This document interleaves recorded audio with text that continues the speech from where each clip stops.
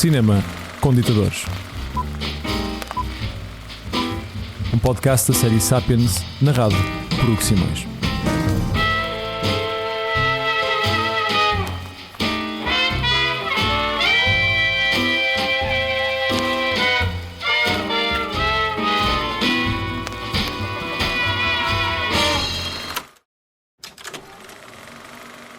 Cena 1. Exterior. Teherão, Irão, 1941. Os tanques entram na cidade. Escondidos dentro de casa, os iranianos espreitam pela janela. Onde estão os militares? Onde estão as forças do Shah, o rei dos reis? A medo, uma criança abre a porta de casa. Quer ver de perto as máquinas de guerra e os homens que invadem o seu país. No entanto, não os reconhece. Alguns dos tanques transportam uma bandeira branca, vermelha e azul. Outros, as cores vermelhas e amarelas. Entre os soldados ouvem-se palavras estranhas, com sotaques arranhados. E do céu, caem milhares de panfletos escritos em Farsi, pedindo à população para permanecer em casa. A invasão está quase completa. Os estrangeiros vieram para ficar. E depois disto, a história do Irão nunca mais será a mesma.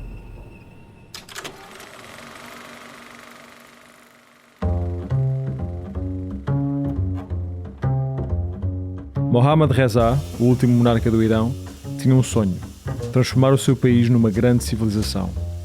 No entanto, não seria nada fácil. Mohammad Reza era filho de Reza Pahlavi, o homem que derrubara o anterior rei num golpe de Estado, e cuja indefinição em relação a Hitler levara a que o Irão fosse invadido por soviéticos e ingleses durante a Segunda Guerra Mundial. Reza Pahlavi foi forçado a abdicar, mas para as potências ocidentais, o Irão era demasiado valioso para cair no caos. Localizado no Golfo Pérsico, a meio caminho entre o Médio Oriente, a Índia e a União Soviética, tratava-se não só de um país estratégico, como uma fonte de riqueza, graças aos seus valiosos poços de petróleo. Na procura de um sucessor para o ex-monarca, só um nome gerava consenso: Mohammad Reza. Ao contrário do pai, o príncipe estudara na Suíça e fazia as delícias dos políticos com o seu porte elegante e farda repleta de medalhas cintilantes. Era o candidato perfeito a Shah, rei dos reis, a autoridade máxima do Estado iraniano. E com a ajuda das forças estrangeiras, o novo monarca conseguiria um Irão mais moderno, mais estável e, acima de tudo, sempre pronto a vender o seu petróleo. Mas o Irão era um país complexo. Os iranianos eram na sua maioria xiitas, uma minoria islâmica cuja história remonta à morte do profeta Maomé. Para os xiitas, quem deveria ter sucedido ao profeta era o seu genro e primo, e não os 3 califas que tomaram conta da religião e deram origem ao principal ramo do Islão, os sunitas. 1400 anos depois, corria ainda nas veias dos xiitas a resistência às aristocracias, bem como a defesa da justiça social. E à tradição islâmica juntavam-se os novos movimentos políticos do século XX, em particular o comunismo, que se instituíra na sociedade iraniana com a ajuda da União Soviética. Entre a monarquia do Shah, o marxismo galopante, o Islão xiita e a influência capitalista ocidental, Mohammad Reza, o novo Shah, teria de arranjar uma maneira de liderar o Irão sem que as suas divisões internas destruíssem o país. Escolheu imitar o seu pai e organizou um novo golpe de Estado, neste caso, contra quem governava em seu nome. Em 1953, com a ajuda dos americanos e ingleses, afastou Mohammad Mossadegh, o primeiro-ministro eleito democraticamente, comunista convicto e grande defensor da nacionalização do petróleo iraniano. Durante a década seguinte, sempre com o apoio do Ocidente, Mohammad Reza apertou o cerco aos opositores políticos, centralizou em si todas as tomadas de decisão e enfraqueceu quer os outros partidos políticos, quer o próprio parlamento iraniano. Mas não o fez por ego pessoal. O seu plano era nada mais nada menos do que transformar o país numa grande potência mundial, e estava disposto a tudo para o conseguir. Numa coisa Mohammad Reza não tocou: o cinema. O futuro Shah tinha apenas 11 anos quando, em 1930, estreou a primeira longa-metragem iraniana, Abi e Rabi, de Ovanes Ohanian, as divertidas aventuras de 2 amigos, um muito alto e outro muito baixo. Os iranianos deliciaram-se com aquela comédia slapstick, fazia-lhes lembrar os filmes mudos que vinham da Europa ou dos Estados Unidos e que compunham a dieta cinematográfica do Irão. 3 anos depois, estreava o primeiro filme sonoro iraniano, a rapariga Luri. Ouvindo pela primeira vez a sua língua, o Farsi, projetada pelas colunas de uma sala de cinema, os iranianos vibraram com as desventuras da jovem Golnar e do seu amado Jafar, à medida que sobrevivem às investidas do chefe de um grupo de ladrões. O filme termina com a fuga do casal para Bombaim e, mais tarde, o retorno ao Irão, onde um novo e maravilhoso governo, isto é, Reza Shah, pai do atual líder, faz retomar a ordem. Mas apesar destas vénias à dinastia do Shah, o cinema iraniano nunca foi apropriado pelo poder político. Em vez disso, cresceu organicamente. Jovens realizadores como Ovanes Ohanian, que tinham estudado no estrangeiro, regressavam ao país na esperança de porem em prática o que aprenderam lá fora. Nasciam escolas de cinema em Teherão, ou estúdios como o Jahannama e o Imperial Film, especialistas em filmes que glorificavam a cultura tradicional iraniana. Os iranianos iam muito ao cinema, e por isso, ter uma produtora era uma boa forma de fazer dinheiro. E durante a década de 50, enquanto Mohammad Reza reforçava o seu poder, o cinema iraniano, alimentado por uma nova geração de artistas e técnicos e pela fome dos espectadores, deu origem a uma torrente de obras cinematográficas, a que mais tarde se daria o nome de Film Farsi. Os Film Farsi não eram propriamente grandes obras artísticas.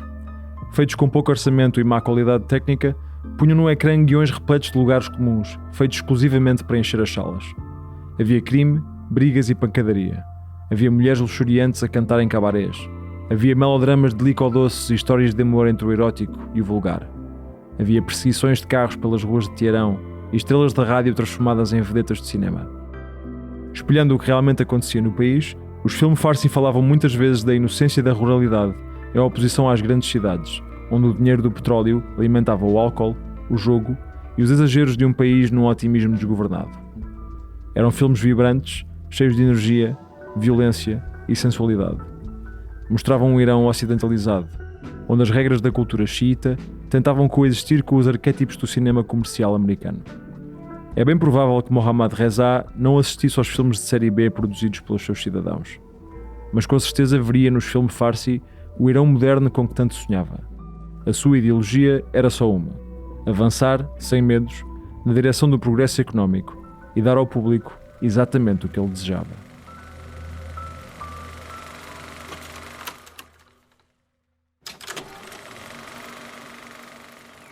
Cena 2. Exterior. Aldeia rural no Irão. 1968. Uma a uma, as vacas entram no lago. Algumas bebem água com todo o vagar, outras deliciam-se a lavar o pelo na água fresca. A alguns metros, 3 homens observam-nas atentamente. Não são dali. As suas roupas foram compradas na cidade e têm o cabelo e as barbas aparadas. No entanto, olham para as vacas com toda a atenção, como se tivessem feito uma viagem de centenas de quilómetros, só para as encontrar. Discordam entre si. Um deles aponta para uma vaca jovem e magra, outro para um bovino com mais anos e porte pesado.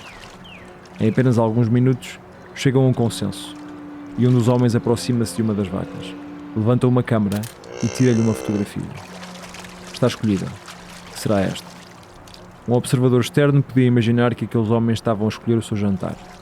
No entanto, a vaca não será abatida.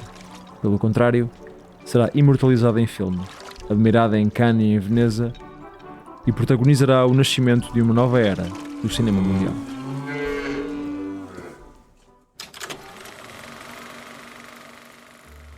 Em 1963, Mohammad Reza deu início à Revolução Branca. Com o petróleo a gerar grandes lucros para a economia iraniana, o Shah podia finalmente transformar o seu país. As cidades foram fortalecidas com habitação e infraestruturas. As terras rurais foram retiradas aos grandes proprietários e aos clérigos islâmicos e distribuídas pela população. A paisagem iraniana cobriu-se com autoestradas, vias férreas, barragens e máquinas de irrigação. E todos estes avanços económicos trouxeram consigo mudanças sociais. Os iranianos nunca tinham tido tanto dinheiro no bolso. Os seus filhos podiam agora ir à escola, reduzindo a gigantesca taxa de analfabetismo. E até as mulheres puderam finalmente entrar no mercado de trabalho e votar em referendos e eleições. Mas tudo isto tinha um preço. Mohammad Reza sabia que transformar um país pobre como o Irão numa potência geopolítica só podia ser feito através da força. Aplicou afincadamente o manual dos ditadores. Criou uma polícia secreta, a Savak, que corria às ruas à procura de qualquer sinal de dissidência. Controlou a imprensa e o discurso público. Construiu a enorme prisão de Evin, nas colinas do norte de Teherão, que encheu com milhares dos seus inimigos políticos. A quem o criticasse, dizia sem hesitação, nem vergonha, que aquele era o preço a pagar por um Irão civilizado. No entanto, os opositores do Shah não concordavam com os seus métodos. Nas universidades e círculos intelectuais de esquerda, atualizava-se a lista de todos os escritores, artistas e ativistas ora detidos em Evin, ora exilados para outros países. E falava-se da humilhante subserviência do Shah aos imperialismos capitalistas. Nas madraças, as escolas religiosas islâmicas, criticava-se as apropriações estatais, o voto feminino e a ocidentalização da cultura persa. E como Mohammad Reza ia detendo todos os dissidentes, a oposição iraniana uniu-se à volta de um dos maiores críticos do Shah, o Ayatollah Ruhollah Khomeini, um teólogo e revolucionário islâmico, na altura exilado no Iraque. Milhares de discursos e gravações do Ayatollah eram trocados às escondidas da polícia, quer nas universidades, quer nas madraças. E com o passar do tempo, Khomeini transformou-se na única figura política que podia realisticamente derrotar o Shah. Por isso, o Irão estava partido ao meio. À vista de todos, Mohammad Reza liderava o país com mão de ferro, convencido de que a prosperidade da sua Revolução Branca seria suficiente para conquistar os iranianos. Mas em segredo, na clandestinidade, o espírito revolucionário borbulhava, atraindo uma coligação improvável de conservadores religiosos e revolucionários marxistas. Era uma questão de tempo, até o Irão cair no caos. Nas salas de cinema, os filmes Farsi continuavam a encantar os iranianos, tornando a indústria cinematográfica muito lucrativa. Ao longo dos anos 60 e 70, o número de longas-metragens, documentários e filmes de animação aumentou de forma continuada e havia cada vez mais escolas de cinema, festivais, cineclubes e até apoios governamentais à produção cinematográfica. O exemplo mais importante foi, sem dúvida, o Instituto para o Desenvolvimento Intelectual de Crianças e Jovens Adultos, fundado por uma amiga da mulher do Shah e que apoiava, entre outros projetos, os jovens realizadores iranianos. No entanto, havia um desencontro entre as novas gerações e o cinema comercial iraniano. As fórmulas previsíveis do filme Farsi podiam encantar o grande público, mas diziam pouco àqueles que queriam encontrar uma linguagem inovadora. E por isso, à falta de uma revolução política, fez-se uma revolução cinematográfica. E tudo começou com uma vaca. Estreado em 1969, A Vaca, de Dariush Merjoui, conta a história de Masht Hassan, um aldeão cuja única fonte de sustento e alegria é a sua querida vaca. Um dia, a vaca aparece morta e Hassan fica desolado. É aqui que o filme sofre uma reviravolta. O choque da perda da sua amiga é tão intenso que Hassan mergulha numa depressão profunda e acaba mesmo por acreditar que é, ele mesmo, um bovino, passando a comer palha e a imitar os seus comportamentos. O filme caiu como uma bomba na sociedade iraniana.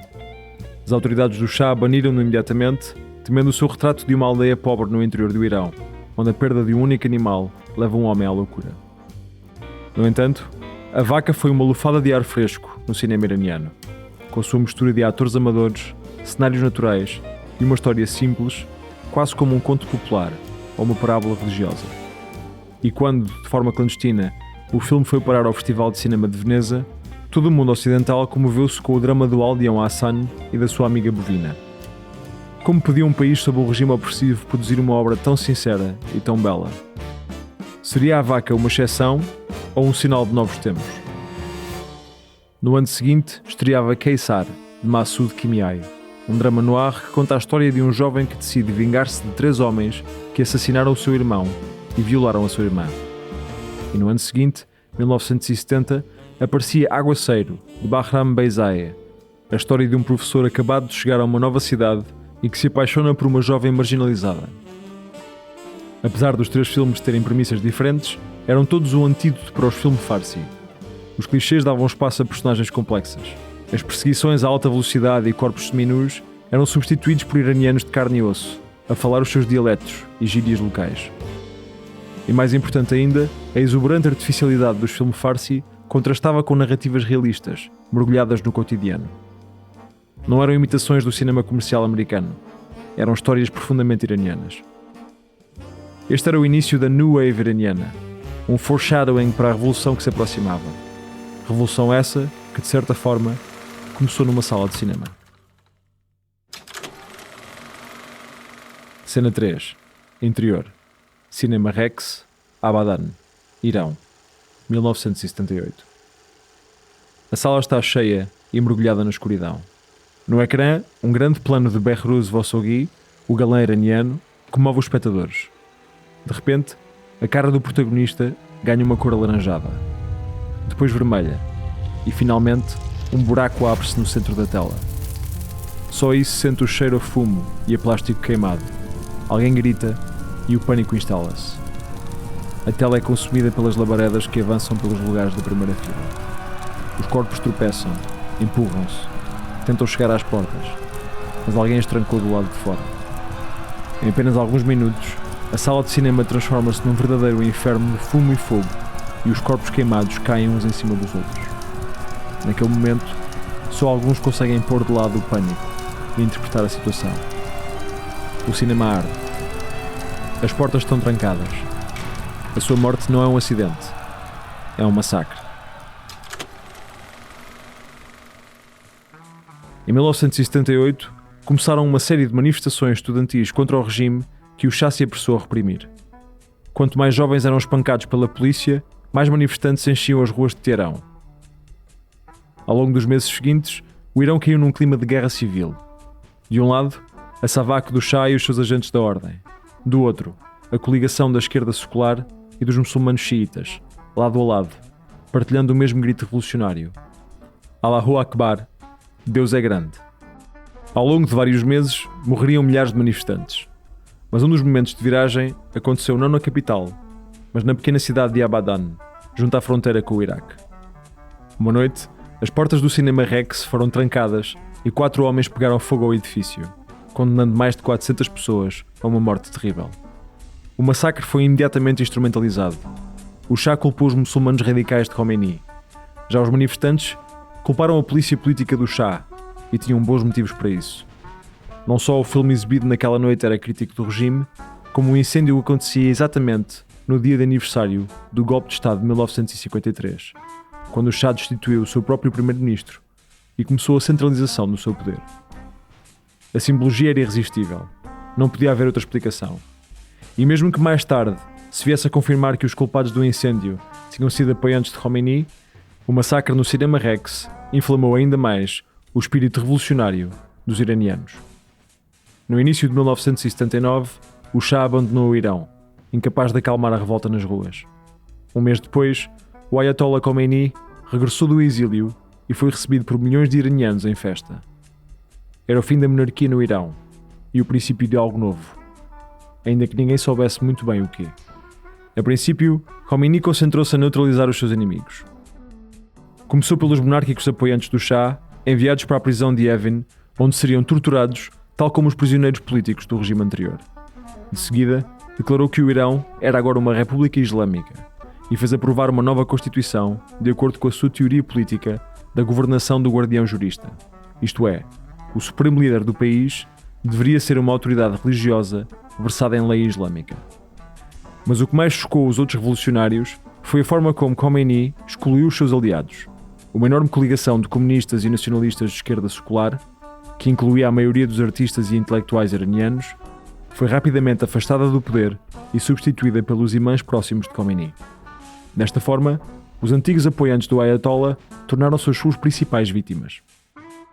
Khomeini revogou todas as leis que davam direito às mulheres, instituiu a violenta milícia conhecida como Guarda Revolucionária, ordenou a patrulha das ruas à caça de desobediências aos códigos islâmicos e transformou o Irão numa verdadeira teocracia. Mas foi mais longe. Em 1980, um bombardeamento iraniano junto à fronteira com o Iraque conduziu a uma guerra sanguinária entre os dois países, que duraria 10 longos anos. Os iranianos sentiam déjà vu. A revolução por que tanto ansiaram trocaram um monarca autoritário por um teocrata conservador, disposto a tudo para libertar o seu povo e conduzi-lo de volta ao caminho dos justos. Ato 2. Enquanto o mundo tentava interpretar aquela estranha revolução e traçar o perfil de Khomeini, os cinéfilos iranianos procuravam adaptar-se à nova realidade. Os primeiros a sofrer com o novo regime foram os filmes Farsi. Khomeini detestava a sua violência, sexualidade, objetificação da mulher e imitação de estilos americanos, e por isso, milhares de realizadores, atores, técnicos e produtores deixaram de trabalhar ou fugiram para o exílio. No entanto, nem todo o cinema estava condenado. Diz a lenda que, certo dia, Khomeini sentou-se numa sala de cinema e assistiu ao filme A Vaca. Ficou maravilhado. Aquele era o cinema perfeito para o Irão.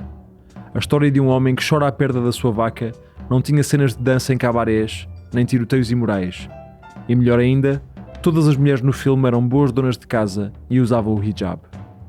A Vaca era um filme simples, puro, modesto, onde se celebrava a humildade dos iranianos em oposição à vida de excessos nas grandes cidades. Por isso, enquanto a esmagadora maioria do cinema comercial iraniano desaparecia, a New Wave iraniana pôde continuar a trabalhar, desde que, claro, obedecesse a algumas regras.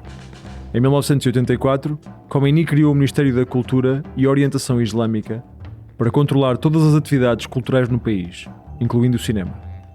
Mais do que impor linhas de propaganda ou uma determinada ideologia, o Ministério focava-se nas proibições. Nenhum filme iraniano podia promover a polarização social ou a objetificação da mulher, ou mesmo representar qualquer violência física ou contacto íntimo entre casais. Ninguém daria beijos apaixonados ou tiraria a roupa. Ninguém consumiria bebidas alcoólicas e nenhuma mulher podia aparecer sem o hijab e com os cabelos à mostra. E acima de tudo, era expressamente proibido ofender o Islão, insultar o profeta e criticar o regime. Para fazer um filme, um realizador tinha de sobreviver a um verdadeiro teste de intenções. Primeiro, o argumento era enviado para o Ministério, onde era analisado de acordo com a cultura islâmica. Depois de alguns cortes e mudanças, caso fosse aprovado, o realizador podia começar a filmar, mas para isso precisava de uma permissão de produção, um documento emitido por um grupo de clérigos e especialistas em cinema que acompanhava todas as fases de produção e, acima de tudo, garantia que o realizador não era subversivo. Finalmente, o Ministério viu o filme final, propunha a censura de certas cenas e só aí a obra podia ir para as salas. Quem se atrevesse a desobedecer às regras podia ser proibido de fazer mais filmes, de dar entrevistas, de viajar. Ou podia, claro, ser preso. E foi aqui que começou o grande mistério da história do cinema iraniano. Mesmo num regime teocrático, mesmo com toda a censura, a nova geração de realizadores da New Wave iraniana conseguiu fazer filmes de grande valor artístico, que não só eram aceitos pelo regime, como eram recebidos com prémios nos festivais internacionais. E nenhum realizador exemplificou tão bem este fenómeno como um homem chamado Abbas Kiarostami. Cena 4. Exterior. Região de Koker, Irão, 1993. A criança chega à casa. À sua espera tem a mãe, ocupada a lavar a roupa num enorme alguidar de latão. Depois de descalçar os sapatos, o rapaz abre a mala e prepara-se para fazer os trabalhos de casa. No entanto, algo surpreende. Trouxe da escola não um, mas 2 cadernos de exercícios. O rapaz compara-os, confuso, até se aperceber do horror da situação. Por acidente, ficou com o caderno do seu melhor amigo, que não poderá fazer os trabalhos de casa nessa noite. No dia seguinte, o professor irá castigá-lo. O seu amigo até pode ser expulso. Tem de fazer alguma coisa. Às escondidas da mãe, o rapaz volta a calçar os sapatos, agarra no caderno e sai porta fora. Irá até à aldeia vizinha, à procura da casa do amigo. Tem de devolver-lhe o caderno. Tem de evitar uma desgraça. E com a sua viagem, mesmo que não o soubesse, estaria também a mudar para sempre a história do cinema do seu país.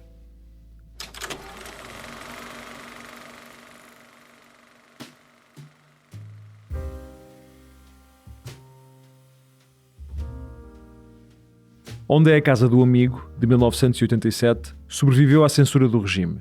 Fez sucesso nas salas de cinema iranianas e conquistou cinéfilos internacionais. A história de um rapaz simples e humilde que faz tudo para devolver o caderno ao amigo era o exemplo perfeito do tipo de cinema que se podia fazer no Irão. Mas era também o culminar da carreira do seu realizador, que teve com este filme o seu primeiro grande sucesso internacional. Chamava-se Abbas Kiarostami e seria reconhecido como o maior realizador iraniano de todos os tempos. Kiarostami nasceu em Teherão, ainda durante o reinado de Reza Shah. A princípio, investira numa carreira de pintor e ilustrador, antes de se virar para a publicidade televisiva e, mais tarde, para o cinema. Em 1969, em plena Revolução Branca, foi contratado para liderar o departamento de cinema do Instituto para o Desenvolvimento Intelectual de Crianças e Jovens Adultos. Não só produzia os seus próprios filmes, como ajudava a identificar e financiar jovens realizadores promissores, tornando-se assim um dos maiores patronos da New Wave iraniana. Com a chegada de Khomeini ao poder, Kiarostami era já um realizador respeitado, com filmes de sucesso como O Viajante, de 1974, a história de um rapaz rebelde que tenta juntar dinheiro para assistir a um jogo de futebol, e O Relatório, de 1977, sobre um cobrador de impostos acusado de aceitar subornos. Mas o gênio de Kiarostami só seria reconhecido com Onde é a Casa do Amigo. Os espectadores internacionais ficaram fascinados com a simplicidade da história, a competência do pequeno protagonista e o estilo cinematográfico de Kiarostami, repleto de cenas longas, sem cortes e que davam a sensação de estarmos a assistir a tudo em tempo real. Não havia nada assim no cinema ocidental. Mas a epopeia do jovem rapaz com o caderno debaixo do braço representava também uma espécie de manual para fugir à censura. O regime de Khomeini não teve nada a apontar ao filme. Afinal, tratava-se de uma narrativa cotidiana, sem referências políticas ou religiosas. Acima de tudo, o filme era protagonizado por uma criança, o símbolo perfeito da humildade e da pureza. Onde é a Casa do Amigo podia revolucionar o cinema, mas não revolucionava o regime. E melhor ainda, era totalmente diferente dos filmes ocidentais, que Khomeini queria remover das salas iranianas. Por isso, a carreira de Kiarostami continuou livremente, colecionando admiradores internacionais, mas também dentro do próprio Irão. Um desses admiradores tinha 27 anos quando se sentou numa sala de cinema para assistir a Onde é a Casa do Amigo. Chamava-se Jafar Panahi, nascera exatamente 20 anos depois de Kiarostami e, por isso, a sua curta vida tinha sido já marcada pela Revolução. Aos 20 anos, combatera no exército de Khomeini contra o Iraque, fazendo curtas documentais sobre a guerra e sendo mesmo sequestrado durante 2 longos meses por rebeldes curdos. Depois de sair do exército, dedicou-se a fazer documentários televisivos e, mais tarde, sonhou com uma carreira no cinema. A sua primeira curta, O Amigo, de 1992, era uma homenagem a um dos filmes do seu herói, Abbas Kiarostami. E depois de realizar mais uns filmes, Panahi reuniu coragem, contactou Kiarostami e perguntou-lhe diretamente se o mestre o aceitava como assistente. Começava assim uma rica colaboração entre o grande cineasta iraniano e o jovem criativo. Panahi foi assistente de realização de Kiarostami no seu Através das Oliveiras, de 1994. Um ano depois, quando Panahi apresentou ao seu mentor uma ideia para uma curta-metragem, o velho realizador incentivou-o a transformá-la numa longa e ofereceu-se para escrever o guião. Durante várias semanas, Panahi transportou um gravador de cassetes sempre que estava com Kiarostami. E juntos desenvolveram o enredo para O Balão Branco, estreado em 1995. Tal como os grandes filmes de Kiarostami, a primeira longa de Panahi era protagonizada por uma criança inocente a viver uma mini-epopeia cotidiana. Neste caso, uma menina com um hijab branco que junta dinheiro para comprar um peixe de aquário. Tal como a obra do seu mestre, o primeiro filme de Panahi obteve sucesso internacional, chegando a ganhar um prémio no Festival de Cannes e convencendo todo o mundo de que o cinema iraniano estava vivo e de boa saúde. No entanto, Panahi não tinha apenas preocupações narrativas e estéticas. Tinha nascido no interior do país numa família humilde, crescendo com 4 irmãs, e à sua volta via a situação das mulheres, dos artistas e dos iranianos mais pobres piorar com o passar dos anos. Por isso, o futuro do Irão preocupava-o e os seus filmes tornaram-se mais politizados. Em O Círculo, estreado no ano 2000, Panahi conta a história de várias mulheres a tentar sobreviver ao regime teocrático islâmico. Em Ouro Carmesim, de 2003, narra a vida de um entregador de pizzas arrastado para o mundo do crime pelas desigualdades sociais iranianas. E em Offside, de 2006, seguimos um grupo de raparigas que, apesar de estarem proibidas pelo regime de assistir a jogos de futebol, fazem tudo para conseguir entrar num estádio e ver jogar a seleção iraniana. Apesar de ganhar o Urso de Prata no Festival de Berlim, a exibição de Offside foi proibida no Irão. Desta forma, Panahi começou a habituar-se ao futuro da sua carreira. Fazer filmes provocadores que tocavam nas feridas da sociedade iraniana e não só chocavam de frente com a censura, como expunham os piores aspectos do regime a um público internacional. Mas o regime não podia aceitar estas provocações. E ao contrário do seu mestre Kiarostami, Panahi iria tornar-se um alvo a abater.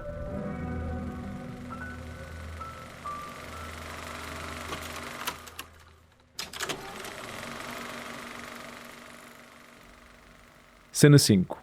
Interior. Prisão de Evin. Teherão, 2023. 2 guardas prisionais abrem a portinhola de metal e espreitam para dentro da sala. O prisioneiro está sentado na cama, de cabeça baixa, e à sua frente, sobre uma mesa, está um prato de comida e um copo de água intocados. Um dos guardas entra na cela, com a mão pousada sobre a pistola no coldre. O prisioneiro não se mexe. Com brusquidão, o guarda pergunta-lhe quanto tempo ficará sem comer e beber, mas o prisioneiro continua a ignorá-lo. O guarda sai, a porta fecha-se e a cela regressa ao silêncio. Dentro daquelas 4 paredes com meio século de história, que já albergaram os monárquicos do Shah e os ex-aliados de Khomeini, o prisioneiro continua a sua greve de fome, em silêncio. Até quando? Não o sabe.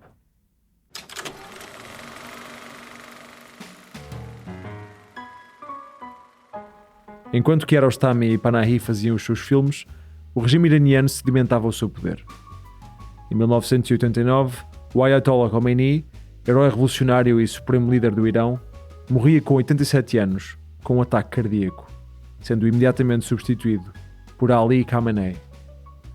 A lei islâmica regia a vida cotidiana e nas ocasionais eleições, muitas vezes fraudulentas, os políticos reformistas nunca conseguiam obter a maioria dos votos. O regime tornou-se mais agressivo. Era comum o encerramento de jornais, a prisão de líderes estudantis, escritores, advogados e ativistas. Os opositores ao regime eram arrastados para a famosa prisão de Evin e submetidos a interrogatórios diários e tortura psicológica. A piada contada à boca pequena pelas ruas de Teherão era que para falar com as maiores mentes do país era preciso visitar a prisão. No entanto, os iranianos não desistiram. Da mesma forma que a revolta de 1979 nascera na clandestinidade e à sombra do Shah, também os reformistas iranianos do século XXI souberam ganhar cada vez mais apoio, em especial das camadas mais jovens. Em 2009, o chamado Movimento Verde iraniano demonstrou a força dessa oposição. Depois das eleições fraudulentas que colocaram Mahmoud Ahmadinejad na presidência, os apoiantes do candidato reformista, Mir Hossein Mousavi, saíram às ruas todos vestidos de verde, a cor da esperança e de um Irão mais democrático. Eram as maiores manifestações iranianas desde a Revolução de Khomeini. As ruas encheram-se de homens, mulheres e crianças, todos vestidos com a mesma cor, e exigindo a destituição de Ahmadinejad e, já agora, do Ayatollah Khamenei. E por entre os manifestantes, filmando as mulheres de hijab verde e os jovens de braços erguidos, captando a chegada dos militares e a repressão dos manifestantes, estava um homem baixo e moreno, de câmara ao ombro, também ele com um lenço verde à volta do pescoço. Era Jafar Panahi, o insolente e rebelde realizador de cinema, simultaneamente detestado pelo regime e adorado pelos reformistas. As autoridades já o conheciam. Os seus filmes eram constantemente banidos e Panahi já fora preso mais que uma vez. No entanto, com as ruas de Teherão cobertas de verde, o regime não podia deixar à solta um dos maiores símbolos internacionais da rebelião. E por isso, em março de 2010, durante um dos protestos, Panahi, a sua mulher, a sua filha adolescente e um grupo de amigos foram detidos e levados para a prisão. Numa sala de julgamentos em Teherão, perante um juiz vestido de negro e com longas barbas grisalhas, Panahi levantou-se para ouvir o verdito. Era acusado de fazer propaganda contra o sistema e condenado a 6 anos de prisão. No entanto, a sentença não ficaria por aqui. A esta pena, o juiz acrescentou uma proibição única, que ia muito para além do que Panahi e o seu advogado podiam ter imaginado. O realizador ficava impedido de fazer filmes durante 20 anos. Durante 2 décadas não poderia trabalhar nem fazer a sua arte. E mesmo que recorresse da sentença, mesmo que conseguisse escapar da prisão ou sair sob fiança, o regime não lhe retirava apenas parte da liberdade. Retirava-lhe também a sua profissão, a sua vocação e, pelo caminho, calava uma das vozes mais reconhecidas da resistência ao Ayatollah. Em 2010, Panahi deu por si em prisão domiciliária. A sua detenção, bem como a proibição de fazer filmes, fora alvo de duras críticas da comunidade internacional, tanto de realizadores como Steven Spielberg, Martin Scorsese ou Michael Moore, como do próprio presidente dos Estados Unidos, Barack Obama. O regime iraniano acabou por recuar. Panahi foi libertado da prisão, mas deveria permanecer em casa, sem poder sair. No entanto, temos imagens desse período da sua vida. Podemos ver Panahi na sua rotina diária, a preparar o pequeno almoço, a ver a vista a partir da sua varanda em Teherão, ou a brincar com a sua iguana de estimação. Vemo-lo a assistir aos seus próprios filmes em DVD e a comentá-los com alguma melancolia. Vemo-lo a folhear o guião que acabara de escrever e que se preparava para filmar antes de ser detido. A certa altura, vemo-lo até a encenar algumas das sequências da história. Panahi desenha o perímetro de um decor com fita amarela sobre o tapete da sua sala e descreve as ações dos personagens e a posição da câmara. E podemos assistir a tudo isto porque Panahi fez algo provocador. A proibição fora clara. Panahi não podia fazer filmes. No entanto, não entrava em mais detalhes. Panahi não podia estar atrás de uma câmara, mas podia ser filmado. E não podia certamente criar mais uma das suas histórias sobre o regime iraniano, mas podia deixar que um dos seus amigos o filmasse, na sua própria casa. Usando a seu favor o que a ordem judicial não dizia, Panahi transformou-se no protagonista de um documentário caseiro, sem guião, decors ou atores. E por isso, quando a obra foi guardada numa pendrive e retirada do Irão escondida dentro de um bolo de aniversário, e quando o público internacional pôde vê-la no Festival de Cannes de 2011, a obra apresentou-se com um título provocador: Isto não é um filme. O documentário foi um sucesso. À primeira vista, era um retrato da vida num regime opressivo, conhecido por reprimir os seus artistas. Mas isto não é um filme ia mais longe. Tal como o título indicava, a sua própria existência era um paradoxo. Panahi obedecera à risca à proibição de fazer filmes, e ainda assim arranjar a forma de transformar aquela limitação numa obra cinematográfica. Por isso, isto não é um filme, tornou-se não só num símbolo da resistência iraniana a um regime opressivo, mas também um exemplo de como o cinema e a arte em geral podiam ser por si só formas de resistência. Nos anos seguintes, Panahi continuou a ser alvo do regime iraniano. Em 2015, voltou a irritar as autoridades ao fazer mais um não-filme, Taxi, colocando duas pequenas câmaras num táxi e conduzindo pelas ruas de Teherão, enquanto conversa com os passageiros. E já em 2023, depois de ser mais uma vez detido na prisão de Evin, deu início a uma greve de fome que despertou a simpatia internacional e garantiu a sua libertação. Entre a opressão política e a fama internacional, Panahi vai resistindo como pode, sem nunca deixar de fazer os seus filmes, à revelia da censura. Por isso, a história de Panahi é também a história do cinema iraniano e da sua relação com o regime.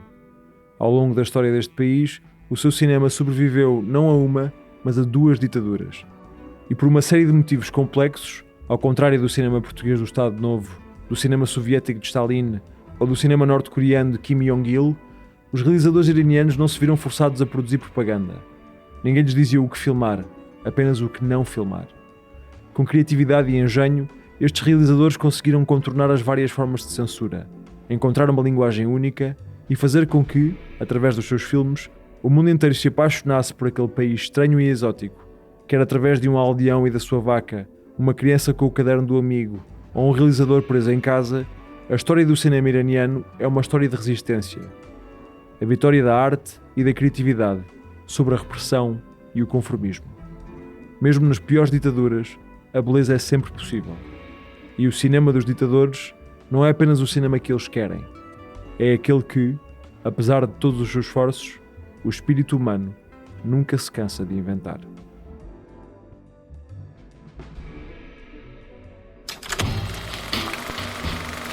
Cinema com Ditadores. Um podcast da série Sapiens, narrado por Hugo Simões. Com direção criativa de Luís Francisco Souza, escrito por Renato Rocha, pesquisa por Nuno Mendes, direção técnica de Rita Cabrita, sonoplastia de João Rodrigues, identidade gráfica desenvolvida por Rita Cabrita e Luís Francisco Souza.